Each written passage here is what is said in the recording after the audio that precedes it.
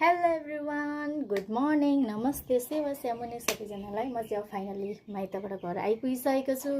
आइपुगेर पनि फ्रेस भइसकेर खानासाना खाएर अनि अब नानीहरूले चाहिँ भन्दैछ काकी गेम खेलौँ न, गेम खेलौँ भनिरहेको छ। अब उनीहरूलाई कस्तो खालको गेम खेलाउनु भन्ने सोच्नु अरे यस्तो आइडिया सोचे किचनकै सामग्रीहरूको बारेमा उनीहरूलाई पनि अब अन्दाज त हुनु पर्यो नि त होइन साथीहरू। अनि अब म चाहिँ उनीहरूलाई गेम खेलाइरहेको छु। यो चाहिँ सबै किचनमा युज हुने सामग्री, हामीले खानेकुराहरूको मात्रै रहेको छ ल।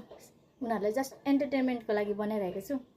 अब देख्न सक्नुहुन्छ यहाँ टमाटर रहेको छ, अदुवा रहेको छ, आलु रहेको छ, उस्तै उस्तै साइजको छ है।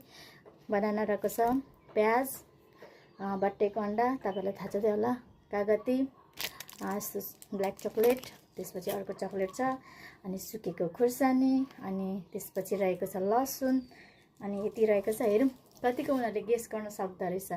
हेर्नु होला, लाइक कमेन्ट गरिदिनु होला। हेलो एभ्रिवान, गुड मर्निङ, नमस्ते, सेवा। आज चाहिँ हाम्रो छुट्टीको दिन रहेको छ। छुट्टीको दिनमा चाहिँ हामी के गर्दैछौँ? गेम खेल्न भन्दाखेरि किचनमा युज हुने सामानहरू सिकाएको। त्यसपछि हामी दुईजनालाई म गेम खेलाउँछु। भने आँखामा दुपट्टा बान्ने, त्यसपछि हातमा दिन्छु त्यो थामेर पत्ता लगाउने, अनि राइट भयो भने केही हुँदैन, रङ भयो भने चाहिँ टुङ्ग टाउकोमा जान्छ यसरी बोतलले। त्यसरी लास्ट हाम्रो प्राइस रहेको छ ओन्ली 50 रुपिस। मन परेमा लाइक कमेन्ट गरिदिनु होला। साथै तपाईँहरू पनि घरमा यस्तै यस्तै गेम खेलेर छुट्टीको दिन मनाउनु होला। Okay, to be continue. अब हाम्रो गेम स्टार्ट भइसकेको छ। मैले दुपट्टा बाँधिसकेको छु, देख्न सक्नुहुन्छ साथीहरू। अब म सामान लिन्छु। यसले कतिको त्यस्तो हुँदैन। अब म सामान लिन्छु, कतिको पत्ता लाउँदो रहेछ है त। ल ल, छिटो छिटो छिटो। के हो यो? के हो यो? आलु। अब अर्को दिन गइरहेको छु। के हो?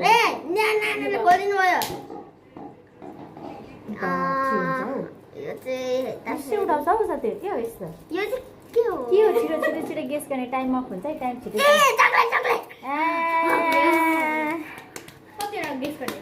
अब अर्को दिँदैछु। लास्ट हो हजुर सर। यो अनियन। झन्डै खाना यो के हो? यो हेर्दाखेरि होइन, खाँदाखेरि हेर्दाखेरि त उयो जस्तै देखिन्छ त। देखिन्छ, हेर्दैछस् क्या हो? आलु। आलु भनिस् तैँले, तेरो गइसक्यो त्यो टाइम। फेरि हेर